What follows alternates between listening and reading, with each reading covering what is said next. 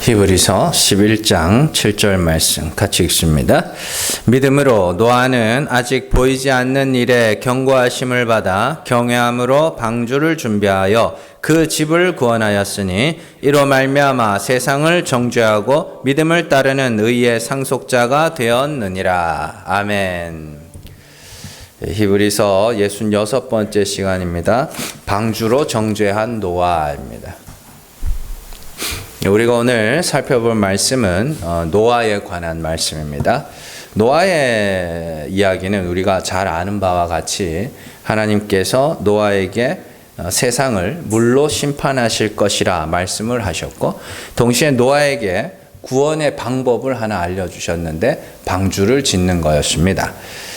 그래서 노아는 하나님의 말씀을 듣고 방주를 지었고, 방주에 탄 노아와 그의 가족들은 구원을 받았으나 방주에 타지 못한 그 시대 사람들은 다 심판을 받았다. 이게 이제 노아의 이야기의 흐름이죠. 그런데 이제 오늘 말씀에서 히브리서 기자는 그러한 노아의 사건에 몇 가지 이야기를 더해서 보면 몇 가지 단어들이 붙어 있습니다. 그래서 이제 믿음에 대해서 설명하고, 믿음이라는 게 뭔지를 설명하고 있습니다. 자, 그 내용들을 살펴보기에 앞서서 우리는 하나님께서 왜 옛 세상을 심판하셨는가, 그 이유를 알아야 됩니다. 왜 심판하셨을까요? 뭐 세상이 사람의 모든 생각과 계획이 항상 악할 뿐임을 보시고 세상을 심판하신 거잖아요. 그러면 뭐가 그렇게 악했는데요? 노아 당시에. 그러니까 이걸 아셔야 되는 거예요. 이걸 아셔야 되는 거예요. 자, 노아의 방주 사건이 일어나기 직전에 그 세상의 상태가 어땠는지를 한번 살펴볼게요. 창세기 6장 1절에서 3절 말씀 같이 읽습니다. 사람이 땅 위에 번성하기 시작할 때에 그들에게서 딸들이 나니 하나님의 아들들이 사람의 딸들의 아름다움을 보고 자기들이 좋아하는 모든 여자를 아내로 삼는지라. 여호와께서 이르시되 나의 영이 영원히 사람과 함께하지 아니하리니 이는 그들이 육신이 됨이라. 그러나 그들의 날은 120년이 되리라 하시니라. 아멘. 여기 말씀에 잘 보시면 이게 굉장히 신학적으로도 논란이 되는 말씀이에요. 예전에 한번 수요일인가요? 그때 했던 말씀이기도 한데 다시 한번 들어보면 좋습니다. 이 말씀에 보면 사람의 딸들이 나오고요, 하나님의 아들들이 나옵니다. 2절에 보시면 하나님의 아들들이 사람의 딸들의 아름다움을 보고 아내로 삼았다, 이렇게 되어 있습니다. 그래서 이걸 보통 신학자들은 이제 자폰이 문제가 됐다. 그러면은 지금은 자폰을 안 해요? 그래서 예수 믿는 사람하고 안 믿는 사람하고 결혼하면 안 된다, 이렇게 설명하는 사람들도 있고, 옛날 사람들 중에는 인종이 다르면 다른 나라 사람들하고 결혼을 하면 안 된다, 이렇게 주장하는 사람들도 있었고, 이 자폰이 문제라면 그건 좀 하나님이 좀 그렇죠. 예. 왜냐하면 사마리아 사람들이 그 자폰의 결과로 그렇게 된 거고, 아수르가 희한한 정책이 있습니다. 아수르는 한 나라를 점령을 하면 그 나라에 자기 씨를 뿌려요. 그래가지고 그 사마리아 사람들을 유대인들이 싫어했던 이유가 그 사람들이 혼종이라고 싫어했습니다. 예. 어쨌든 그렇게 이게 이제 어떻게 해석을 하느냐. 이거는 이제 오늘 요 말씀을요, 성경 전체의 의미에서 한번 해석을 해보려고 합니다. 성경에서요, 아들은 아버지를 아는 자를 아들이라고 합니다. 그리고 딸은 아버지를 모르는 자. 그래서 하나님의 아들 그러면 하나님을 아는 자. 그리고 사람의 딸 그러면 하나님을 모르는 자. 그래서 하나님의 딸은 없어요. 하나님의 딸은 없고, 사람의 아들도 물론 예수님이 인자는 이렇게 하지만 그건 아담의 아들이라는 뜻이고, 사람의 아들이라는 말도 성경에는 잘 안 나옵니다. 그냥 누구의 아들 이러지. 그래서 여기서 하나님의 아들 그러면 하나님을 아는 자, 사람의 딸 그러면 하나님을 알지 못하는 자. 이렇게 해석을 해야 됩니다. 그래서 쉽게 설명을 드리면 말씀을 상징하는 단어 중에 하나가 씨입니다. 그래서 씨 가지면 뭐예요? 씨가 있는 자를 남자, 그리고 씨가 없으면 여자라고 이렇게 이야기를 하는 거죠. 그래서 이런 구조를 알면 고린도전서에서 아주 재밌는 말씀을 하나 볼 수 있습니다. 자, 고린도전서 14장 34절 먼저 읽겠습니다. 같이 읽습니다. 여자는 교회에서 잠잠하라. 그들에게는 말하는 것을 허락함이 없나니 율법에 이른 것 같이 오직 복종할 것이요. 21절 같이 읽습니다. 율법에 기록된 바 주께서 이르시되 내가 다른 방언을 말하는 자와 다른 입술로 이 백성에게 말할지라도 그들이 여전히 듣지 아니하리라 하였으니. 아멘. 34절의 말씀을 먼저 보세요. 보시면 여자는 교회에서 잠잠하라. 그들에게 말하는 것을 허락함이 없다. 그러니까 입 다물고 있으라는 이야기죠.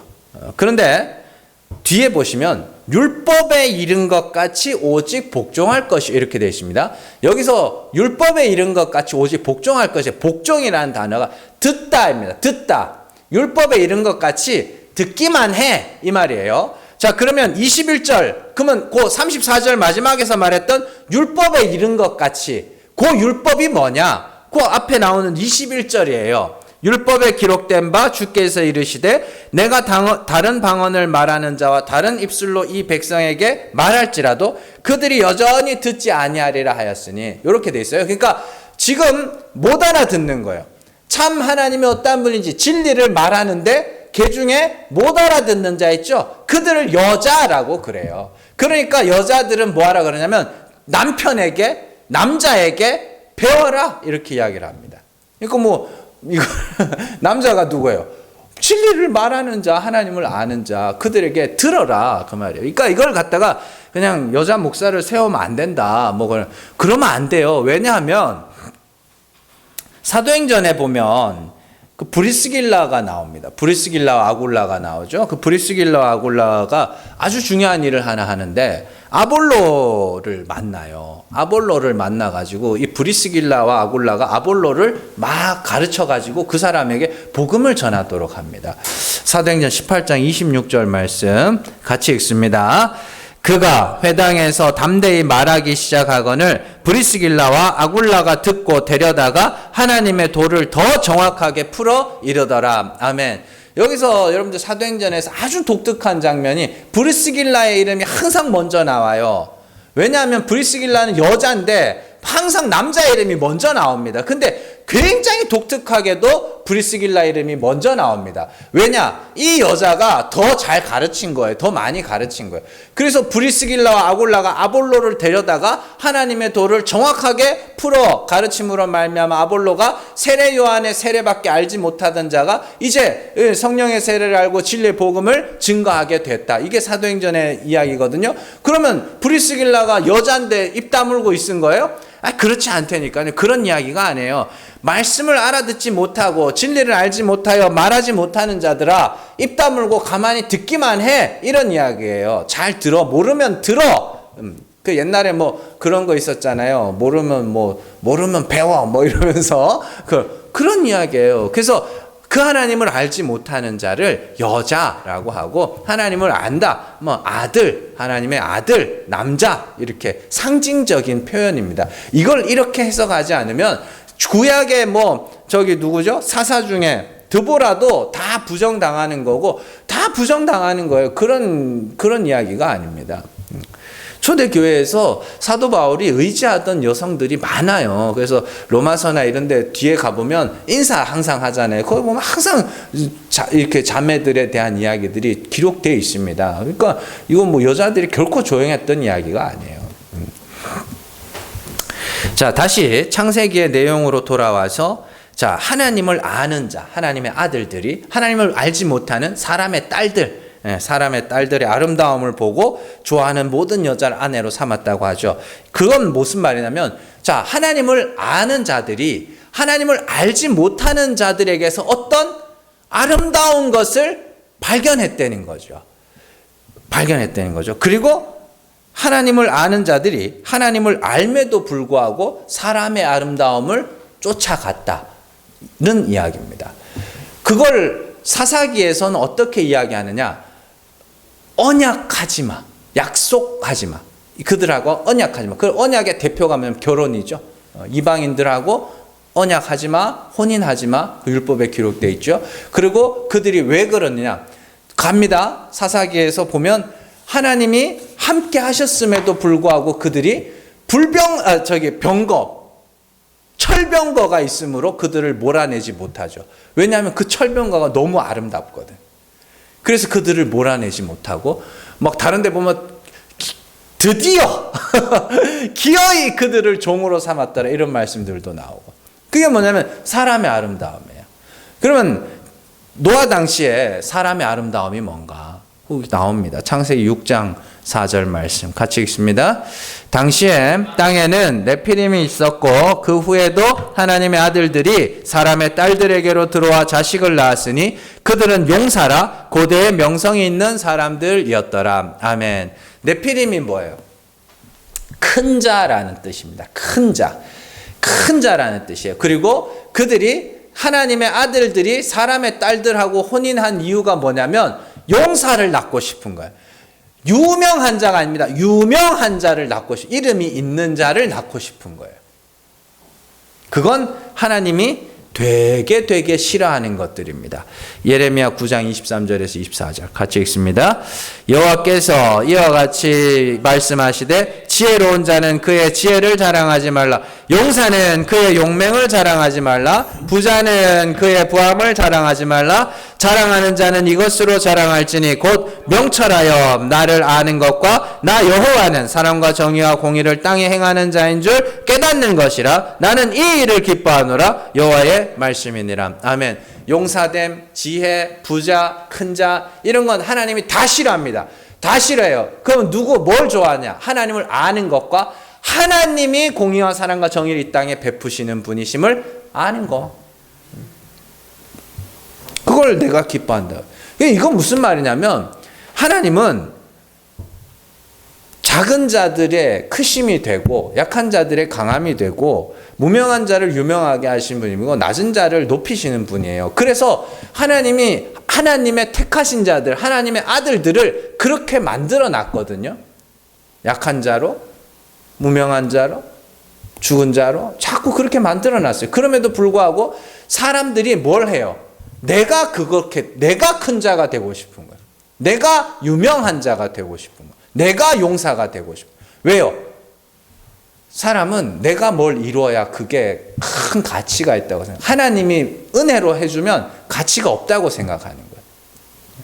그래서 잘 보시면 창세기 6장에서 그들이 이제는 내 영이 그들과 함께 하지 않을 거라 그래요. 영을 거둬 가셨다는 말이 뭐겠어요? 하나님이 더 이상 그들과 함께 하지 않으시며 하나님이 더 이상 그들에게 자신을 계시하지 않는다는 이야기입니다. 하나님을 알매도 불구하고 사람의 아름다움을 쫓아가니까 그래? 그럼 너한테 나 안 알려줄 거야. 안 가르쳐 줄 거야. 하나님이 숨어버리시는 거죠. 육이 돼요. 육신이 돼요. 그러면 로마서에서 사도 바울이 뭐라고 해요? 육신의 생각은 하나님과 원수가 되는 거예요. 하나님과 원수가 되는 거예요. 내가 큰 자가 되겠다. 내가 유명한 자가 되겠다. 내가 용사가 되겠다. 그들에게는 작은 자들의 크심이 되는 하나님이 필요가 없죠. 역사는 그렇게 반복되는 거예요. 그래서 창세기 6장의 그 말씀과 율법과 사사기 말씀, 열왕기, 역대기, 사무엘 이렇게 보면 다 같은 이야기예요. 하나님만 의지해야 되는 자들이 자꾸만 내가 강한 자가 되려 하고 내가 큰 자가 되려 하니까 그게 뭐냐면 너 이제 내가 필요 없구나. 그게 너 나랑 뭐예요? 원수야. 그래서 온 세상이 육신이 됨으로 말미암아 그들이 뭐가 됐어요? 하나님과 원수가 되는 거예요. 그들이 막 비도덕적으로 부도덕하게 살았고 어쩌고저쩌고 단순히 그런 내용이 아닙니다. 어떻게 보면 더 도덕적으로 살았을 수도 있어요. 왜냐하면 하나님 앞에서 유명한 자가 되려면 내 이름으로 설려면 그러면 대충 살아서는 안 될 거 아닙니까? 하나님께서 왜 바리새인들에게 네가 마귀 새끼라고 뱀들이야 독사의 자식들 왜 그랬냐면 그들이 뭐가 될라 했어요? 유명한 자가 되려고 했어요. 내 이름으로, 내 수고와 내 노력으로 내가 큰 자가 되고 내가 이름 있는 자가 되고 내가 영생에 이르기 위해서 그들이 대충 살았어요? 아니라니까요. 그들은 엄청난 율법적 열심을 갖고 살았어요.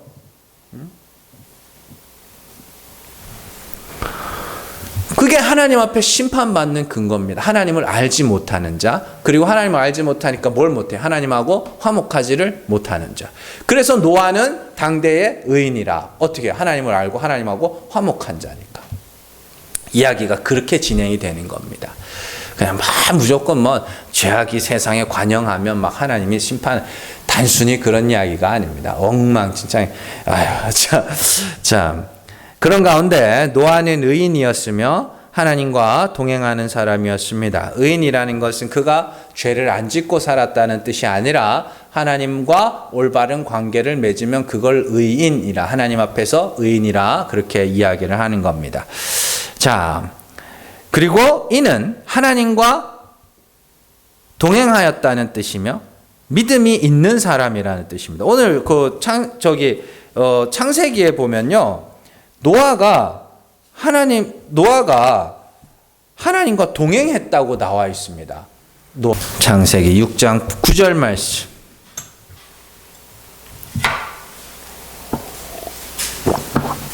창세기 6장 9절 말씀. 자, 같이 읽습니다. 이것이 노아의 족본이라. 노아는 의인이요 당대의 완전한 자라. 그는 하나님과 동행하였으며. 하면 이렇게 됐죠. 자, 이거 지난주에 배운 건데 에녹이 창세기에 보면요, 에녹이 하나님과 동행하였다 되어 있습니다. 그런데 히브리서 기자는 그걸 하나님을 기쁘시게 하는 자라 이렇게 이야기를 하고, 하나님을 기쁘시게 하는 방법은 믿음 외에는 없다고 이야기를 하죠. 그러니까 노아 역시 하나님과 동행했다는 건 노아 역시 하나님을 기쁘시게 하는 자이며 그가 뭐가 있었다? 믿음이 있었다. 이렇게 연결이 되는 겁니다. 자, 창세기 5장 21절 말씀 같이 읽습니다. 에녹은 65세에 무드셀라를 낳았고 무드셀라를 낳은 후 300년을 하나님과 동행하며 자녀들을 낳았으며. 히브리서 11장 5절 같이 읽습니다. 믿음으로 에녹은 죽음을 보지 않고 옮겨졌으니 하나님이 그를 옮기심으로 다시 보이지 아니하였느니라. 그는 옮겨지기 전에 하나님을 기쁘시게 하는 자라 하는 증거를 받았느니라. 아멘. 보세요. 창세기에서는 에녹이 하나님과 동행하였다 그러는데 히브리서에서는 그걸 하나님을 기쁘시게 하는 자라 그래요. 노아 역시 그럼 노아도 똑같이 뭐 했다는 거예요? 하나님을 기쁘시게 하는 자다. 이렇게 해석을 할 수 있고, 하나님을 기쁘시게 하는 방법은 그가 믿음이 있었다. 이렇게 해석이 되는 겁니다.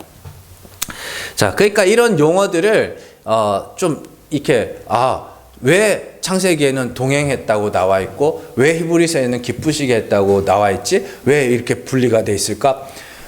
그게 아니라 성경 기록한 사람들이 바보가 아니에요. 자기들이 왜 눈이 없겠어요? 동행하는 것 자체가 하나님을 기쁘시게 하는 거다라는 뜻입니다. 그러니까 쉽게 말하면 기뻐하는 자니까 같이 동행하는 거예요. 그렇게 이해하시면 됩니다. 예수님이 항상 하나님과 함께 하셨잖아요. 그래서 예수님을 뭐라 그래요? 임마누엘이잖아요. 예수님의 이름이. 하나님이 함께 하시는 자예요. 왜요? 기뻐하는 아들이니까. 그렇게 이해를 하시면 됩니다. 자, 그러니까 에녹이 하나님과 동행하였다와 에녹이 하나님을 기쁘시게 하였다는 같은 말이에요. 같은 말. 그러면 이제 이렇게 되죠. 노아가 그 시대 사람 가운데 구원을 받은 것은 그가 믿음이 있었고 믿음으로 말미암아 하나님을 기쁘시게 한 자였기 때문이다. 이렇게 연결이 되는 겁니다. 그렇다면 하나님은 어떻게 노아를 구원하셨는가를 먼저 살펴볼게요. 자, 하나님은 그에게 물로 세상을 심판하실 것을 말씀하셨고 노아는 그 말씀을 듣고 방주를 짓기 시작했습니다. 이 부분이 사실 제일 중요한 부분입니다. 노아가 방주를 지은 이유는 하나님이 물로 세상을 심판하실 것이라 말씀하셨기 때문이죠. 그러나 이렇게 단순한 이야기가 아닙니다. 하나님이 물로 세상을 심판하실 것이라 말씀하셔도 그 말에 대한 두려움이 없이는 절대로 방주를 짓지 않습니다. 않습니다. 그걸 믿음이라고 하는 거예요. 하나님이 세상을 심판하겠다? 약속이에요. 그것도. 듣고 뭐 하는 거예요? 믿어. 그리고 뭐 하는 거예요? 구원 얻을 길이 방주밖에 없다고 그러니까 그때부터 뭐 하는 거예요? 짓기 시작하는 거예요. 이게 되게 중요한 겁니다. 하나님의 말씀이 떨어졌어요. 심판에 대한 말씀이 떨어졌어요. 어떤 사람은 그 심판에 대한 말씀을 듣고 두려움으로 신앙생활을 합니다. 맨날 교회 오면 두려워하지 말라 뭐 그런데 두려워하고 있으니까 두려워하지 말라는 거예요. 그건 믿음이 있는 자들에게 하는 말이에요. 말씀이 떨어졌어요. 예수 그리스도를 믿는 자, 하나님이 세상을 이처럼 사랑하사 독생자를 주셨으니 이는 저를 믿는 자마다 멸망치 않고 영생을 얻게 하려 함이라. 자, 아들을 믿는 자는 영생을 얻고 아들을 믿지 않는 자는 멸망을 받습니다. 그러면 우리는 뭐 해야 되는 거예요? 두려운 마음으로 아들을 믿는 게 뭔지를 알아야 될 거 아닙니까? 그게 하나님의 말씀을 믿음으로 받는 거라니까요. 심판에 대한 메시지가 떨어지는데 아무 두려움도 없어. 그냥 패션 신앙이죠. 그런 걸 패션 신앙이라고 하죠. 아무 두려움도 심판이 있다고? 천국이 있다고? 지옥이 있다고? 전혀 무서움도 없어요. 두려움도 없어요. 그런데 내가 예수를 믿어 구원에 이른다고 할 때 예수를 믿는 게 정확하게 알고 뭔지를 알고 내가 예수를 믿게 됐어요. 그러면 그들은 더 이상 두려워할 필요가 없는 거잖아요. 여러분들 그 두려움을 뭐라 그래요? 그 두려움을 세례라 그래요. 먼저 겪는 두려움을. 일제 조선시대 때 임진왜란이 일어나기 전에 일본으로 통신사를 파견했습니다. 통신사를 파견해가지고 일본이 거의 처음으로 일본이 아마 통일이 됐을 겁니다. 그때. 그래서 일본이 원래 섬나라고 그러다 보니까 통일하기가 되게 어려운 나라였는데 통일이 됐어요. 그래서 뭔가 이상하다 한번 가봐라. 통신사 2명을 대표로 보냈습니다. 한 사람은 와가지고 전쟁 난다고.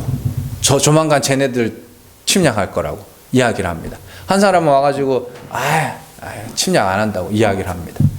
침략한다고 말을 하니까 두려운 사람들, 그 전쟁이 일어날까봐 두려운 사람들은 뭐예요? 이율곡 같은 사람들은 10만 양병설 주장했잖아요. 10만 명의 군대를 지금부터 키워야 된다고. 두려우니까, 먼저 겪는 두려움이 있으니까 뭐예요? 그때를 준비하는 거 아닙니까? 아무 두려움도 없으니까 뭐예요? 아무것도 안 해요.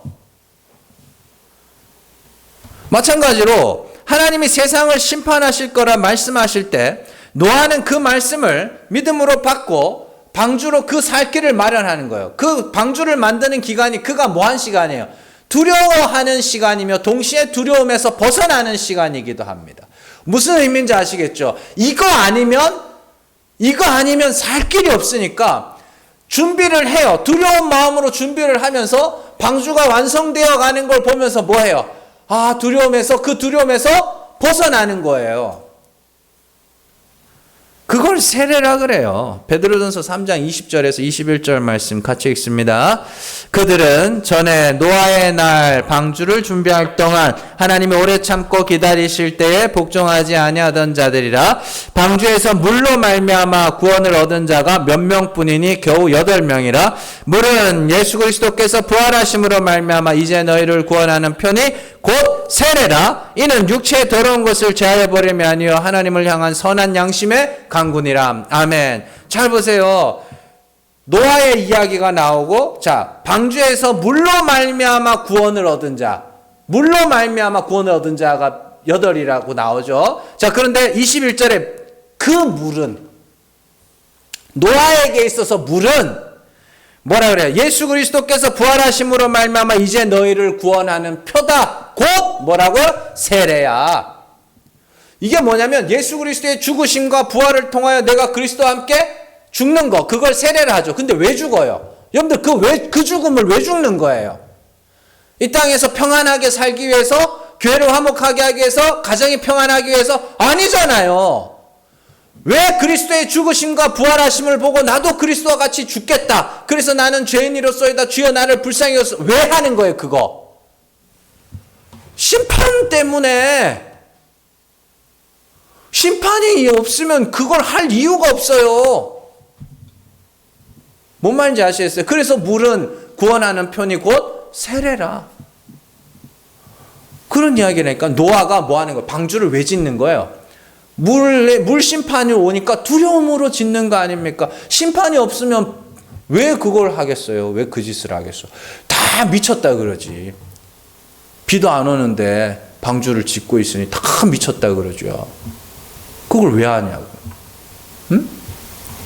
우리가 그리스도와 같이 죽는 거? 왜요? 심판 때문에. 그 심판 날을 준비하는 겁니다, 그게. 그걸 그리스도 안에 있는 거라 하고. 그래서 마지막에 뭐라 그래요? 육체의 더러운 것을 제하여 버리는 것이 아니라 하나님을 향한 선한 양심의 강구. 선한 양심이 뭐냐면 양심이 올바른 기능을 하는 거예요. 그래서 선한 양심이 되면 내가 죄를 자백하기 시작합니다. 양심은 곧 율법과 같은 기능이니까 죄를 자백하고 하나님의 긍휼을 구하기 시작합니다. 그걸 선한 양심의 강구라고, 그걸 세례라 하는 거고, 우리가 그 선한 양심의 강구를 하는 이유 역시 심판을 준비하기 때문이에요. 먼저 겪는 두려움이 있기 때문에 그 일을 하는 겁니다. 그러면 사람들은 뭐라 해요? 심판이 없다는 자들은 뭐라 하겠어요? 겁낼 것도 없고 두려워할 것도 없죠. 그냥 이 땅에서 먹고 사는 것만 살고 그냥 그러고 사는 거죠. 그러고 뭐 죽으면 끝이겠지, 그러고 살겠죠 다. 그러나 우리는 한번 죽는 것은 정해진 것이고 그 다음엔 심판이 있을 거라는 말씀을 두려움으로 받는 사람들이고, 예수 그리스도를 믿는 자는 구원이요 믿지 않는 자는 심판이 멸망이라는 걸 두려움으로 받는 자고, 선한 일을 행한 자는 생명의 부활로, 악한 일을 행한 자는 심판의 부활로 나오리라 하는 그런 말씀들을 두려움으로 받는 거예요. 그래서 우리는 이 땅에서 뭐 하기 시작하는 거예요? 어떻게 하면 구원에 이룰 수 있나? 어떻게 하면 천국에 갈 수 있나? 어떻게 하면 지옥을 안 갈 수 있나? 뭐 어떤 사람들은 뭐 되게 고급스럽게 예수를 믿는데, 나는 제가 누차 말씀드리지만 천국과 지옥이 없고 심판이 없으면 나 이 짓 안 합니다. 교회 뭐하러 다녀요? 인간다움을 배우기 위해서, 인간다움을 배우려면 절에 가세요. 훨씬 잘 가르쳐 주니까. 그 절은 사람이 신이 되는 게 목표예요.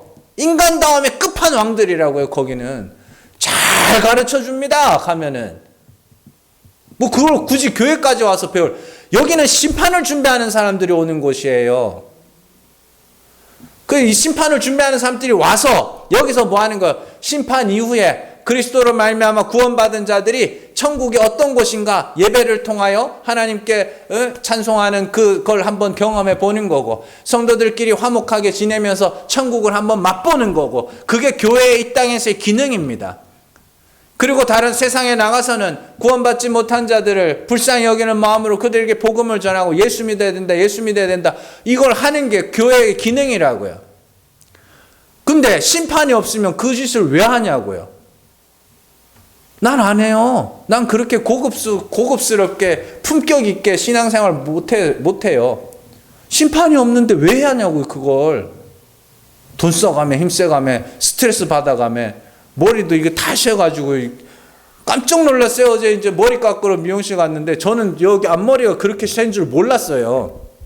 근데 막 드라이가 머리 깎는다고 이렇게 막 머리를 하는데, 거울을 봤는데 허연 거예요, 여기가. 그래서 잠깐만요. 잠깐만요. 여기 봤더니 허예요. 그래가지고 이거 흰머리예요. 그랬더니 몰랐어요 이러는 거예요. 흰머리라고. 얼마나 속이 상하던지. 응? 아마 목회 안 했으면 아직 까만 머리일 거예요. 농담입니다. 근데 정말로 그래요, 여러분들. 기독교의 핵심은 심판과 부활.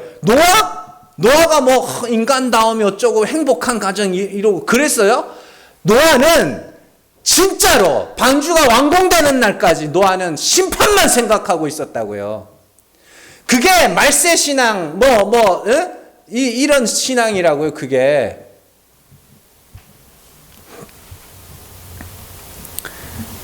심판이 없으면 기독교는 이 세상에서 존재할 이유가 없습니다. 정말로요. 그냥 태어난 김에 살다가 수명 다 되면 죽으면 끝이면 기독교가 존재할 이유가 없어요. 노아가 모든 관심사는 심판이었고, 그리고 모든 관심사는 그 심판에서 살아남을 수 있는 방주였습니다. 이게 우리가 회복해야 되는 거고 한국교회가 회복해야 되는 거예요. 구원에서 살아날 길은 뭐밖에 없어요? 예수 그리스도의 십자가밖에 없죠. 우리는 이걸 예수를 믿는 게 뭔지를 고민을 해야죠. 자, 그리고 뒤이어 나오는 말씀이 그가 방주를 준비하여 그의 식구를 구원함으로 세상을 정죄하고 믿음을 따르는 의의 상속자가 되었다는 말씀이죠. 거기 오늘 말씀 잘 보시면 7절의 그 후반부에 나오죠. 방주를 준비하여 그 집을 구원하였으니 이로 말미암아 세상을 정죄하고 믿음을 따르는 의의 상속자가 되었다. 이렇게 되어 있습니다. 방주로 어떻게 세상을 정죄했을까요? 에? 자, 방주를 준비하는 것이 어떻게 세상을 정죄하는 것이 될 수 있냐 하면 이런 겁니다. 구원 얻는 방법이, 그 하나님의 물심판에서 구원 얻는 방법이 몇 가지였어요? 몇 가지? 한 가지. 한 가지였죠. 그러니까 방주에 타면 뭐예요? 의의 상속자. 방주에서 벗어나면 심판. 그러니까 방주 자체가 뭐예요? 어떤 이에게는 구원의 도구, 어떤 이에게는 정죄의 도구가 되는 겁니다. 이해되시죠? 방주, 자, 이렇게 되는 거예요.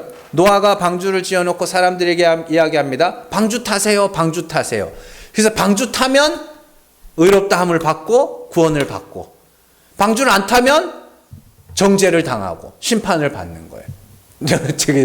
이거예요. 왜냐? 왜 이게 가능하냐? 구원 얻는 방법이 단 하나뿐이기 때문입니다. 단 하나뿐이기 때문에. 예수님이 오셔서 하신 일이 그거예요. 예수님은 자신이 하나님의 아들이시며 심판하는 권세를 받았다고 그랬습니다. 그리고 예수님 말씀하시죠. 나를 믿는 자는 영생을 얻는다고 이야기하죠. 그리고는 가서 예수님을 믿는다는 건 예수께서 나타내신 하나님을 믿는다는 이야기입니다. 그리고 예수님이 나를 따르라 한 것은 예수님이 생명길을 걸어가시죠. 죽어서 부활하여 보좌 우편에 올라가. 그게 하나님께로 나가는 길이거든요. 그래서 목자로서 먼저 앞서 가시고 제자들 자기 이 하나님 백성들을 끌고 가시는, 그게 성령의 역사고 이런 거죠. 자, 어쨌든 예수께서 나타내신 하나님을 믿는 거, 그것이 영생입니다. 자, 그런데 예수님이 오셔서 뭐 하시네요? 계속 나를 보내신 이가 어떠한 하나님인지를 나타내고 말씀하시고 표적을 통해서 말씀하시죠. 그런데 영접하는 자가 있어요, 없어요? 없어요. 그걸로 말미암아 뭐 하는 거예요? 세상을 심판하시는 거예요. 그리고 그 심판하는 권세를 고스란히 우리에게 넘겨주셔요. 고스란히. 그래서 우리가 왕같은 제사장, 베드로전서에 가면 왕같은 제사장이 하는 일이 뭐예요? 하나님의 아름다운 덕을 선포하는 게 왕같은 제사장이 하는 일입니다. 자, 제사장으로서 우리는 여기 와서 하나님 앞에 예배를 드리죠. 그게 제사장 역할입니다. 왕의 역할은 뭐예요? 성경에서 왕이 해야 되는 가장 중요한 일은 심판하는 일입니다. 솔로몬이 뭐 했어요? 솔로몬이 하나님 앞에 기도할 때 심판하는 지혜를 달라 그럽니다. 난 아직 어리석어서 지혜가 없으니 심판하는 지혜를 달라. 압살롬이 뭘 갖고 사람들의 백성의 마음을 훔쳤어요. 다윗에게 재판받으러 가는 사람들에게 그들의 길을 막아서고, 임금은 바빠서 너네 재판 못 해주니까 내가 재판해 줄게. 그래가지고 뭐 했어요? 사람들 마음을 모았죠. 그래서 왕의 중요한 기능은 뭐냐면 재판입니다. 재판, 심판하는 거. 그래서 성경에 보면 우리를 왕같은 제사장이라고 이야기를 하기도 하고, 어떤 곳에서는 뭐 하냐면 심판하라고, 세상을 심판하라고 하기도 하고, 천년왕국, 왕과 제사장이 되어 천년 동안 왕노릇하리라, 이런 말이 나옵니다. 천년왕국은 우리가 뭐 나중에 어디 가가, 그게 아니라 우리는 어디 그리스도 안에 있는 자들은 뭐가 약속되어 있어요? 하나님 나라, 그걸 천년이라고 이야기하는 겁니다. 근데 이 땅에서는 뭐 하고 있어요? 이 땅에서 살아가고 있죠. 근데 우리에게 맡겨주신 사명이 뭐예요? 복음을 전하는 사명입니다. 그래서 우리가 복음을 전할 때 듣고 믿으면 그 사람은 뭐예요? 구원. 들어도 듣지 못하고 보지도 못하고 믿지도 못하면 그건 뭐야? 심판. 그게 왕노릇이라니까요. 나중에 계시록하고 베드로전서하고 말씀하고 이렇게 제가 엮어가지고 한번 풀어드릴게요. 천년 왕국은 그런 겁니다. 뭐 전천년, 후천년, 무천년 뭐 이런 거 막 이야기하는데 다 헛소리예요. 바벨론에 계시록에 가면 그런 이야기가 바벨론에 선지자가 갑니다. 2명이 가죠. 그리스도와 연합한 성도입니다. 선지자가 가서 거기서 막 말씀을 전합니다. 복음을 전합니다. 그러다가 이 사람이 어떻게 돼요? 죽죠. 거기서 죽어요. 그러니까 바벨론의 사람들이 다 막 잔치를 하죠. 우리를 괴롭히던 자가 죽었다 그러면서 잔치를 하죠. 그게 심판이라고요. 여러분들이 우리가 복음을 전하는 게 천년 왕국에 천년 동안 하는 왕노릇이라고, 심판하는 거라고, 재판하는 거라고. 예수님이 오셔서 자, 나를 믿는 자는 영생을 얻고 나를 안 믿는 자는 심판을 받아. 그래서 예수님이 오셔서 참 하나님이 어떠한 분이 진리를 증거했어요. 아무도 영접하지 않아. 다 심판받을 자. 그러나 그 가운데 하나님이 택하신 자가 있죠. 영접하는 자, 곧 그 이름을 믿는 자들에게는 하나님의 자녀가 되는 권세를 주셨으니 이는 어떤 자, 혈통으로나 육정으로나 사람의 뜻으로 나지 아니하고 하나님으로부터 난 자들, 영접하는 자들이 있더라는 거예요. 택하신 자들만 영접하더라는 거예요. 그게 우리가 심판하는 겁니다. 세상을 심판하는 거. 자, 그래서 노아도 뭘 했어요? 의를 선포하는 노아라 그러죠. 베드로후서 2장 5절 말씀 같이 읽습니다. 옛 세상을 용서하지 아니하시고 오직 의를 전파하는 노아와 그 7 식구를 보존하시고 경건하지 아니한 자들의 세상에 홍수를 내리셨으며. 아멘. 잘 보세요. 오직 의를 전파하는 노아. 의를 전파했대요.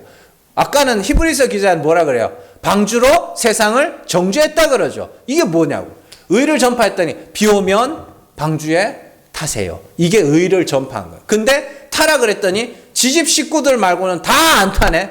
그런 말미암아 그들은 뭐야? 정죄를 받고 탄 자기들의 식구는 의의 상속자가 되고 이렇게 되는 거예요. 예수 그리스도의 복음을 증거하세요. 예수께서 나타내신 하나님을 전가하세요. 그러면 여러분들이 세상을 뭐 하는 거예요? 증거하는 거고, 그게 의를 전파하는 거며, 누군가에게는 여러분들이 구원이 되고 생명의 은인이 되는 거고, 누군가에게는 심판의 근거가 되는 거예요. 그래서 예수님께서 제자들을 보내면서 하나님 나라, 너희는 어디를 가든지 하나님 나라 복음을 전해라. 거기서 누군가가 너희를 영접하는 자가 있으면 거기에서 머물고, 아마 그 성읍에서 너희를 아무도 영접하지 않으면 그 발에서 먼지를 떨어버려라. 그러면 그 성이 소돔과 고모라가 차라리 그 성보다 심판날에 견디기가 쉬우리라. 그게 뭐 하는 거예요? 왕노릇하는 거예요. 그게.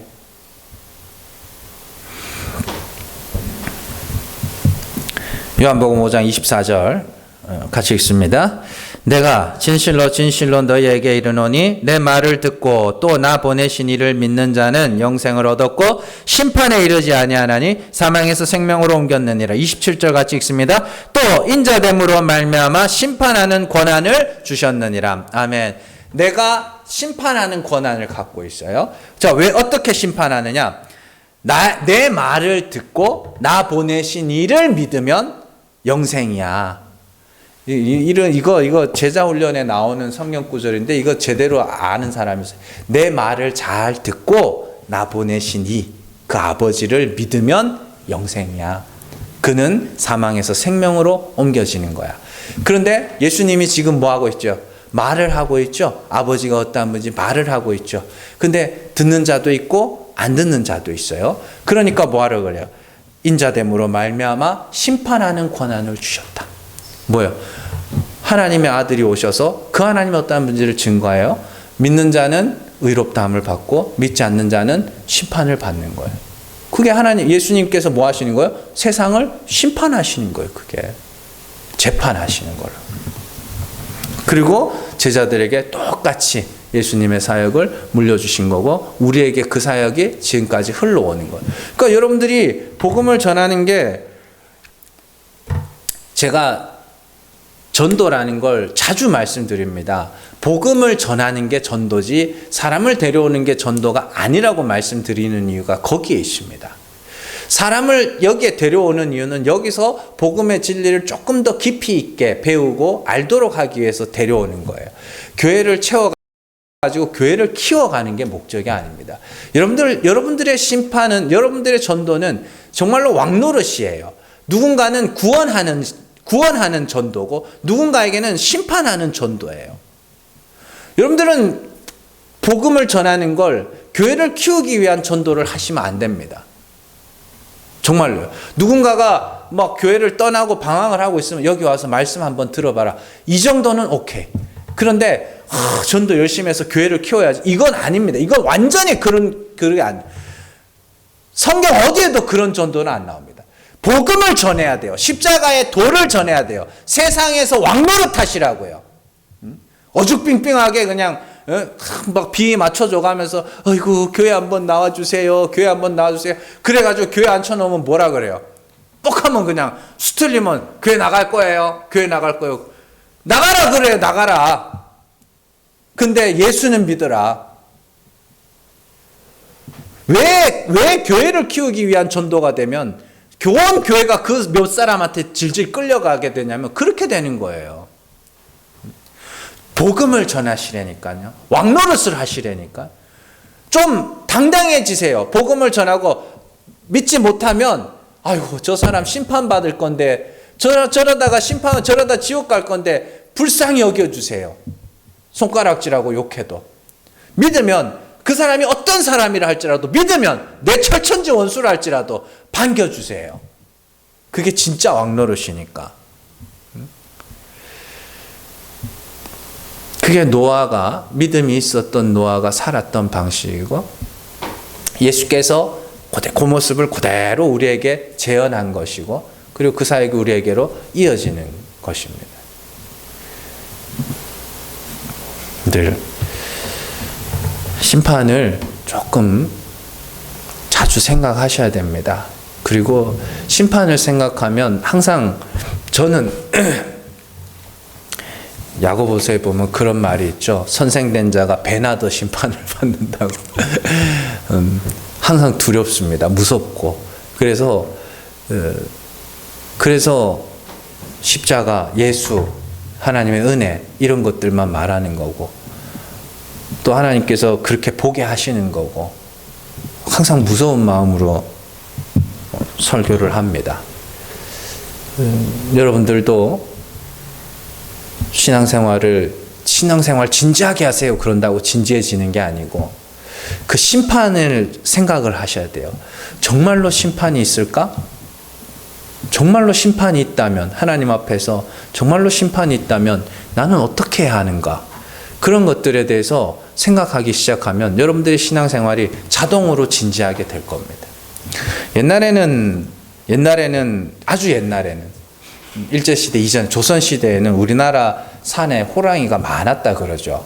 그래서 밤에 이제 나가면은 안 되고 내려오는 이야기들도 이제 호랑이 갖고 애들 빨리 재우려고 협박하고 그죠? 그래서 호랑이 오면 막 호랑이도 막 가가지고 막 꽃감한테 쫄아가지고 그런 이야기도 있고 그런데 그게요 이 호랑이가 눈에 보이는 게 아니거든요.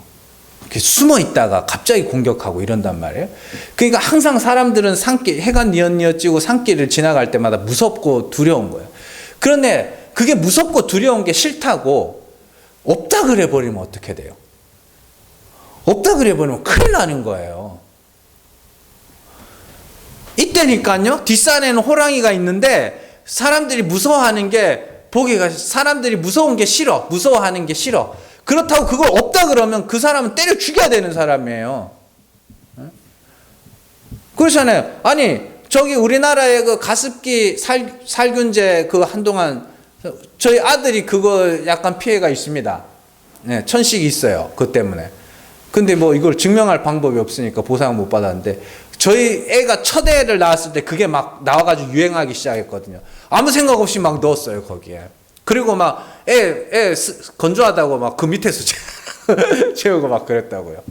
그랬는데 그네들이 몰랐을까요? 알았다니까요. 처음에는 몰랐을지 몰라도 시간이 지나면서 그 사람들 알았어요. 그래서 그 대표들 욕 뒤집어도 먹고 막 그랬던 겁니다. 위험이 있는 걸 알면서도 위험하다 하지 않으면 그 사람은 큰일 나는 거예요. 심판은 있다니까. 여러분들 사람이 아무리 없다 그런다고 해서 있는 게 없어지지 않는다니까. 하나님의 아들이 와가지고 심판이 있다 그러잖아요. 어떤 이는 생명의 부활로, 어떤 이는 심판의 부활로. 그리고 하나님의 아들이 와서 여기 심판이 있을 거, 천국이 있고 지옥이 있을 거고, 회개한 자는 천국에 갈 것이고, 회개하지 못하고 자기의 의를 세우면서 살아가는 자는 지옥에 갈 거라고. 하나님의 아들이 와서 직접 그 이야기를 하잖아요. 그런데 온 세상이 없다 한다고 그 있는 게 없어지겠냐고. 온 세상에 저 산에는 호랑이가 없어 한다고 그 산에 버젓이 살아있는 호랑이가 없어지겠냐고요. 여러분들 조금만 심판 앞에 진지해지세요. 그러면 내 신앙이, 심판에 대해서 조금만 생각하세요. 그럼 내 신앙이 조금 더 진지해질 거고 이 땅에서 내가 해야 될 게 뭔지도 알게 될 겁니다. 하나님 앞에 회개하게 해야 되고, 또 사람을 향해서는 복음을 전해야 되는 거고, 이렇게 돼요. 교회는 뭐예요? 교회는 사람을 구원하는 하나님의 도구로서, 통로로서 사용되고, 여기서 천국을 맛보게 하는, 천국이 어떤 곳인가를 맛볼 수 있는 곳이고, 그게 교회의 기능이고, 성도로서 복음을 전하는 거고, 항상 내 신앙을 점검하면서 내가 마귀에게 속아서 자꾸 내가 하나님 앞에 부한 자가 되려고 하는 건 아닌지, 그런 것들을 깨닫게 되고 그런 거죠. 잘 기억하시고, 정말로 심판에 대한 말씀에 대해서 조금만 더 두려워하세요. 두려운 마음으로 말씀을 잘 듣고 예수 안에서 그 두려움이 해결되고, 그러면 이제 예수 그리스도로 말미암아 감사하고 찬송하게 되는 것이죠. 정말로 심판은 있습니다. 하나님께서 노아를 통해서 진짜 심판이 있다는 것을 우리에게 미리 보여주셨고, 우리는 그 심판에서 살아남는 방법을 아는 사람들입니다. 날마다 죄를 자백하고 그리스도와 함께 죽고 그리스도와 함께 살아갈 소망, 그래서 그리스도 안에서 그리스도로 말미암아 그리스도를 위하여 구원받는 사람들 되시기를 주님의 이름으로 축원합니다. 기도하겠습니다.